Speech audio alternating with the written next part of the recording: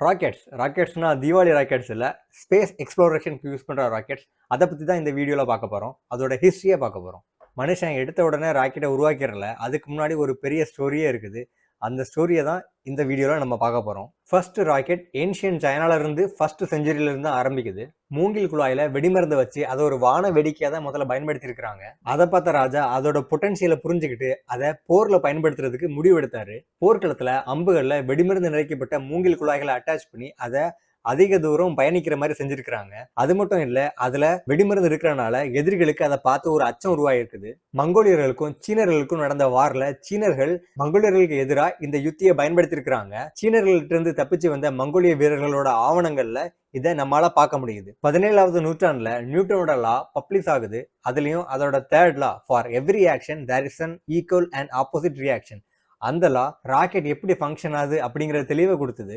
இந்தியாவில் மைசூர்ல 18வது நூற்றாண்டுல சைனால யூஸ் பண்ண மாதிரியே ராக்கெட்ஸ் யூஸ் பண்ணியிருக்கிறாங்க. மூங்கில் குழாய்கள்ல வெடிமருந்து நிறைச்சி யூஸ் பண்ணாங்க. ஆனா மைசூர்ல இதுக்குன்னே பிரத்யேகமா உலோக உருளைகளை செஞ்சு அதை ஒரு ராக்கெட் மாதிரியே யூஸ் பண்ணியிருக்கிறாங்க. இந்தியாவுக்கு வந்த வெள்ளக்காரதுரை வில்லியம் காங்கிரீவ் இந்த ஐடியாவை அப்படியே எடுத்து கொண்டு போய் போர் கப்பல்கள்ல இந்த டெக்னிக்கை யூஸ் பண்ண ஆரம்பிச்சாரு. அதுக்கப்புறமா வந்த காலகட்டங்களில் துப்பாக்கிகளோட ரேஞ்ச், அக்யூரசி எல்லாமே அதிகமாகிடுச்சு. அப்போ கொஞ்சம் கொஞ்சமா இந்த ராக்கெட்டை பயன்படுத்துறத குறைச்சிக்கிட்டாங்க.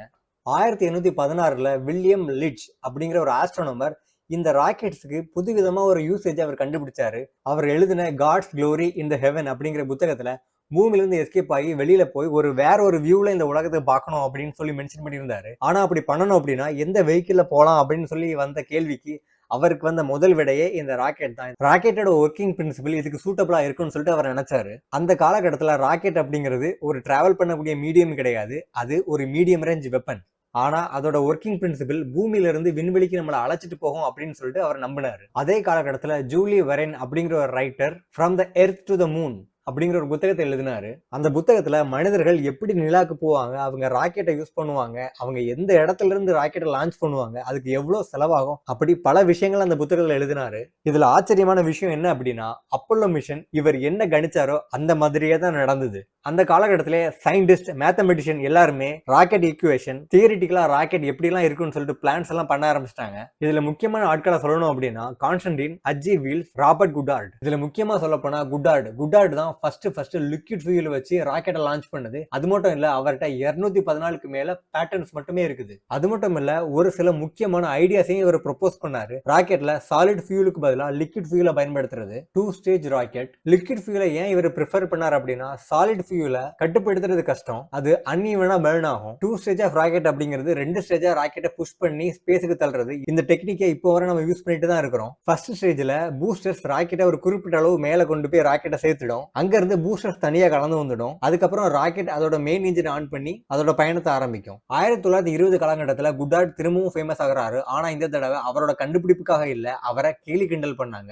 நியூயார்க் டைம் பத்திரிகையில இவரை பத்தின அவதூறு பரப்பப்பட்டது. இவர் நியூட்டனோட லாவை சரியா அண்டர்ஸ்டாண்ட் பண்ணல அப்படின்னும், இவரோட கண்டுபிடிப்பு எதுவுமே இவரோட சொந்த கண்டுபிடிப்பு இல்ல அப்படின்னும் இவரை கேலி கிண்டல் பண்ணாங்க. அவங்க பண்ணது தப்புன்னு உணர்ந்து அதுக்கு மன்னிப்பு கேட்கறதுக்கு பல வருடங்கள் ஆயிடுச்சு. எவ்வளவு வருஷம் ஆயிடுச்சு அப்படின்னா, குடார்ட் இறந்து 15 வருஷம் கழிச்சுதான் அவங்க அதுக்கு மன்னிப்பே கேட்டாங்க. அது சரியா அப்போலோ மிஷன் மூலமா நம்ம மூன்ல கால் எடுத்து வைக்கிறதுக்கு 1 மாசம் முன்னாடி இந்த நிகழ்வு நடந்தது. வார்னர் வான் பிரான் ஜெர்மன் அக்ரிகேட்டர் 4 அப்படிங்கிற ராக்கெட்டை உருவாக்குனாரு. ஆனா அதை ஸ்பேஸ் எக்ஸ்ப்ளோரேஷனுக்காக உருவாக்கல, அதை வாருக்காக உருவாக்குனாரு. இதுதான் முதலா உலகத்திலே ராக்கெட் டெக்னாலஜியை யூஸ் பண்ணி உருவாக்கப்பட்ட மிசைல். இதை வேர்ல்டு வார் 2ல முதல்ல உருவாக்கி பயன்படுத்தினாங்க. பிரானுக்கு மக்களை அழிக்கிறதுக்கு மிசைல் செய்யறது மட்டும் இல்ல, ஸ்பேஸ் எக்ஸ்ப்ளோரேஷன் பண்றதுக்கு ராக்கெட் செய்யறதுலயும் ஆர்வம் இருந்தது. அதனால அவரு NACA, அதாவது national advisory committee for aeronautics, அதுதான் அப்புறமா நாசாவா மாறுது, அவங்க கூட இணைஞ்சு ராக்கெட்டை டிசைன் பண்றதுல உதவி பண்றாரு. இந்த காலகட்டத்துல தான் அதிக ரேஞ்சு, அதிக பேலோட் கெப்பாசிட்டி இருக்கிற மாதிரியான